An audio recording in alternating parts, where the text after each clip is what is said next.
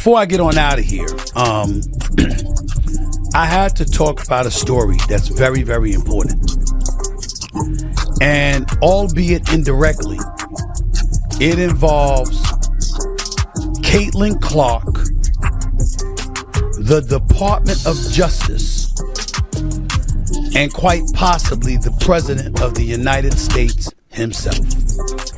The commissioner may require a stress ball because you can tell it's serious when Congress begins to probe and the federal government begins to snoop about the WNBA. In her second year, Caitlin Clark is being treated like she's in the WWE, and now Washington is looking on. A little query before we get started. Is this league irreparable, or should the federal government intervene? Okay, so the federal government is now formally monitoring the WNBA because no one seemed to care when Caitlin Clark was repeatedly fired as if she owed people money. Additionally, as the league skirts the issue, they most likely hold meetings that sound like, let's wait it out. There's no denying that this is here to stay. Look, I understand now. Government inquiries are disliked by everyone. Uncle Sam entering a basketball game with a clipboard is hardly something that anyone is cheering for.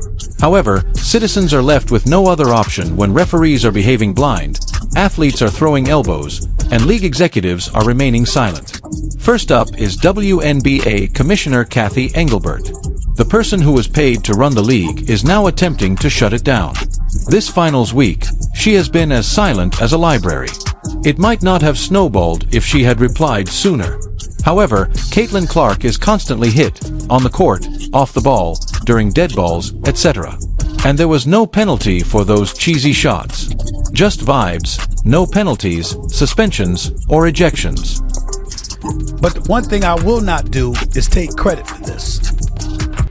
I am looking at the Wall Street Journal. The author of the article is a guy by the name of Sean McLean. Let me read to y'all the opening couple of graphs, because I want you to hear the impact of this. This is serious. This is serious. And I could say it for my team here, having the footage and the receipts to back me up. I could be in that I told you so mode. I really, really could. But I ain't gonna do that, because I'm in a good mood. I'm gonna be chill. But I could be saying I told you so. Because let me read this to you. The three major hits that gave rise to this governmental catastrophe. When the ball wasn't even in play, Kennedy Carter delivered the now famous blindside hit. Diamond DeShields is expressing her inner linebacker in the NFL. Marina Mabra casually engaged in behavior that appeared to be more aggressive than defensive. Suddenly, we're watching Street Fighter or basketball, complete with a Tina Charles sneak punch to the back. The worst part is about to come. These weren't any basketball plays. Not at all. Hard defense is not what we are discussing. Like we're trying out for a stunt double roll, we're discussing planned off-ball full-body shvees. However, the WNBA continued to act as though nothing had happened, sitting there with its arms crossed. Given Caitlin's effect on revenue, you would think they would at least show some concern. However, no, they've calculated that it's less expensive to let her get clobbered. Let's be honest. Although Caitlin draws attention, the WNBA does not want the accountability. She gets a shoulder to the ribs and a league full of people who are ignoring her in exchange for selling out venues, increasing app downloads, selling jerseys, and boosting ratings. The silence eventually contributes to the issue. And now it has, since Jim Banks, the senator from Indiana, at last declared, "All right, that's enough." He demanded answers in a letter to the league. And no, this is a real federal letter, not a PR gimmick email, asking why the WNBA continues to overlook shove after shove and foul after foul. He isn't asking for any specific medical care. He is requesting rudimentary security. You know, similar to what other professional league stars typically receive. Furthermore, the Wall Street Journal's article regarding Caitlin's human rights violations was a warning shot rather than merely an opinion. When one of the nation's largest financial institutions says, "Hey, this might be illegal," you had better pay attention. After that, you can say whatever you want about Stephen A. Smith. People pay attention when he speaks. According to him, the WNBA may be considering a federal inquiry. Trump could even exploit it to gather political support, he claimed. Assistance. And he's right. Let's be honest, Trump's claims to be safeguarding Caitlin Clark would raise a stir on the internet. America's half would be enraged. The opposite side would be furious. In any case, the WNBA would make headlines for all the wrong reasons. Perhaps that's what's required. Because the league isn't answering questions from journalists, players, or fans at the moment. Perhaps when Washington knocks on their door, they will finally say anything. In the league last year, Ms. Clark's impact has been seismic. Merchandise sales soared 601%. Indiana Fever viewership jumped 170%. The team's value tripled. League Pass subscriptions climbed 366%. App engagement rose 613%. And her endorsements topped $11 million. Some people are now wondering why this is important. This is the reason. This goes beyond Caitlyn. It concerns a league that aspires to expand, get respect, and be treated seriously yet is unwilling to take itself seriously. You can't have both of them. You cannot advertise a player, shift games to larger venues for her, increase ticket costs, and feature her in every advertisement, then claim surprised when people assume you will defend her. To see Caitlyn, fans are traveling from all over the nation. Children are wearing her jersey. To watch her play, families are shelling out money they don't actually have.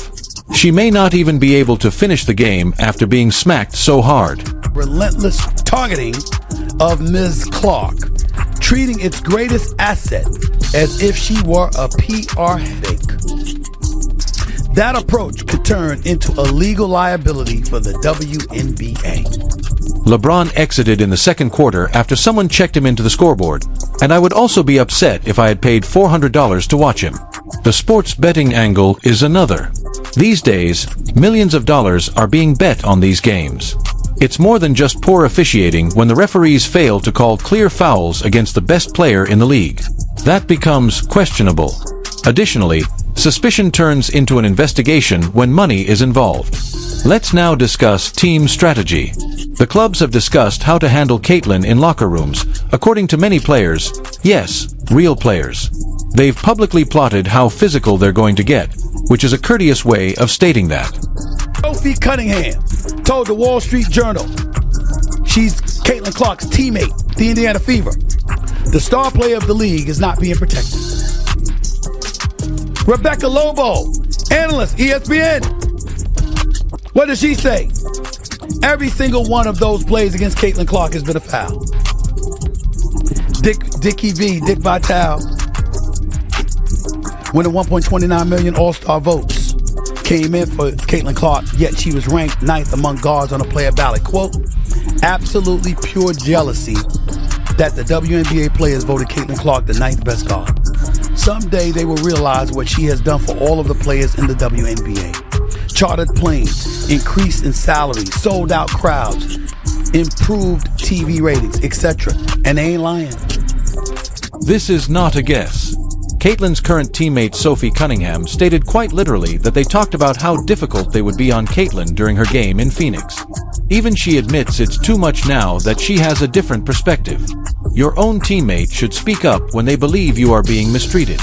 Furthermore, no one wants to discuss the racial and sexual aspects. Let's not act foolishly. Caitlyn's white.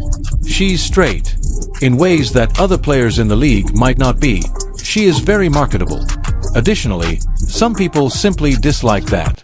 Candace Wiggins, a former athlete, claimed that she was practically harassed out of the league due to their sexual orientation. Additionally, Caitlyn is currently the target of bullying because she is successful, white, and straight. It's not only a poisonous culture. That begins to resemble, you guessed it, civil rights issues. Additionally, the Department of Justice may be circling right now. This isn't discussion of a conspiracy. Federal interest is at stake here. You are requesting government attention when you combine sports, money, discrimination, and leadership silence. Additionally, Commissioner Kathy continues to perform her best mime impression. She worked at one job: expand the league while safeguarding the stars. That's all. She has been able to watch the league become into a political arena while allowing the biggest star to be treated like a pinball. Punching bag. That is the appearance of panic. That's how it appears when I'm not in control of my own league. And rather than leading the league in scoring, Caitlin might wind up controlling it in court if they're not careful. The complaints are piling up, the lawsuits are coming, and the video is truthful. Every hit, non-call, and missed foul is captured on video. Furthermore, they are now considered legal proof rather than merely poor aesthetics. This league had every opportunity to make this right. Kennedy Carter may have been suspended. Diamond might have been fined to Shields. The referees may have been instructed to call the game fairly. Rather, they allowed it to develop. They made an effort to wait it out punching bag. That is the appearance of panic. That's how it appears when I'm not in control of my own league. And rather than leading the league in scoring, Caitlin might wind up controlling it in court if they're not careful. The complaints are piling up, the lawsuits are coming, and the video is truthful. Every hit, non-call, and missed foul is captured on video. Furthermore, they are now considered legal proof rather than merely poor aesthetics. This league had every opportunity to make this right. Kennedy Carter may have been suspended. Diamond might have been fined to Shields. The referees may have been instructed to call the game fairly. Rather, they allowed it to develop. They made an effort to wait it out. Stripes. She had already done it. Instead, she is already getting bruises. Let's take things seriously. Game after game, no other player in the league receives this kind of abuse. Sabrina Ionescu is not shown being caught off guard during dead balls. Brianna Stewart isn't seen taking strikes from behind without a whistle. You can ensure that a news statement and a fine within 24 hours would have been issued in response to your expensive arena nachos. However, it seems as though they are challenging us to take notice of Caitlin. And the justifications are getting more inventive, dude. She talks trash too much. Yes, all of the players in the league do. Is it a man or a woman? The game includes trash talk. However, when did it occur turn into a green light for collisions involving the entire body? She is arrogant. Alright, confidence wasn't a bad thing, as far as I could tell. Half of the WNBA would be sitting on the sidelines if we penalized people for their confidence. She is not accustomed to playing physically. My favorite is that one, as it seems like getting triple teamed every night and leading the NC in scoring no longer qualifies as physical play. Caitlin Clark did not suddenly become softer. She recently joined an elite group where physical contact has evolved into a game of, let's see what we can get away with. Not to mention some who claim it's simply a cultural trait. Yes, exactly. Perhaps the culture needs to alter. The hits aren't the league's main problem. It's the acting, the gaslighting, the quiet, and the notion that bringing up the obvious is a sign of disrespect for the league or, worse, opposition to the game. No, holding the league to a standard would be part of appreciating it. It would entail providing equal protection to all of its players. Calling things what they are, flagrant fouls, not basketball plays gone wrong, would be necessary. Since this isn't just about the referees or the front staff, let's now discuss the other players. Some of these women are just having a good time. They act as though hitting Caitlin is a team sport, as if it were the newest WNBA team. Building activity. Clark may be removed today by whom? They tweet incoherently. They enjoy dubious posts. They pretend that because she is well-liked, she deserves it.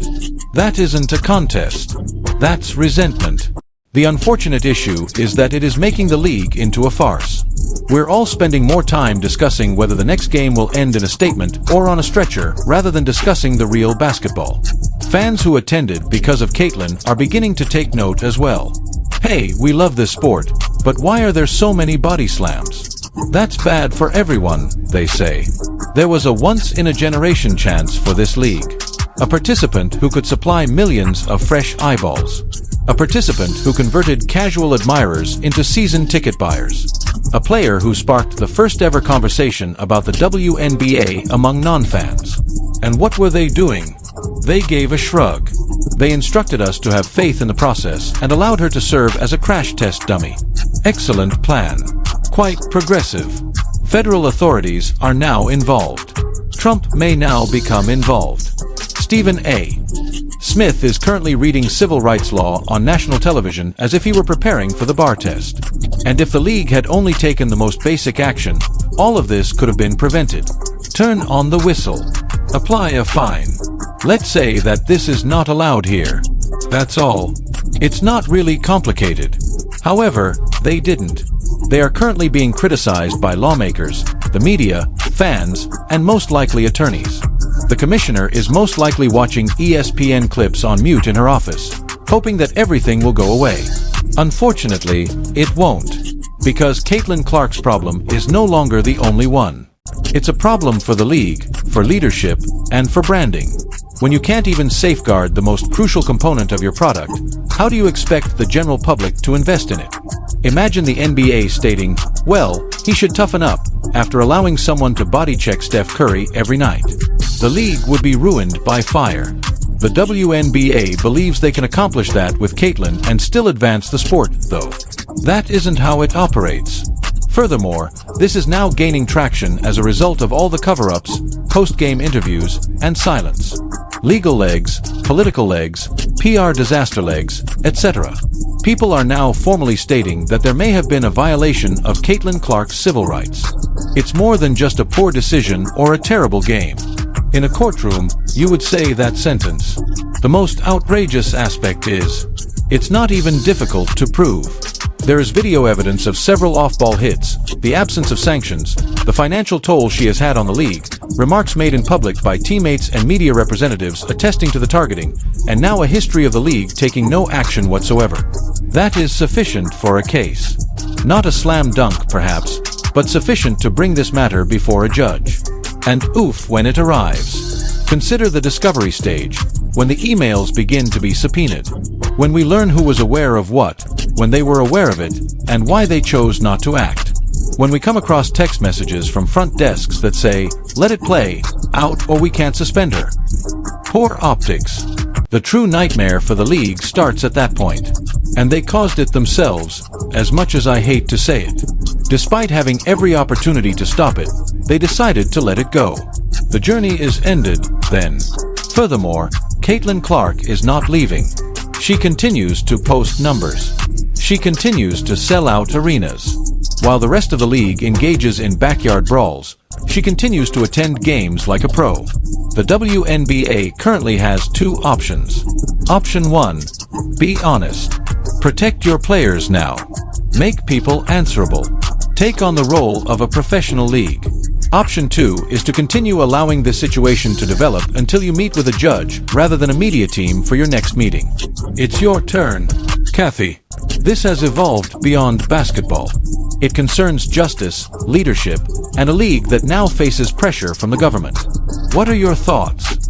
Is this all politics in a jersey, or is Caitlin Clark receiving unfair treatment? Tell us in the comments section. Please remember to hit the like and subscribe buttons, and we'll see you later.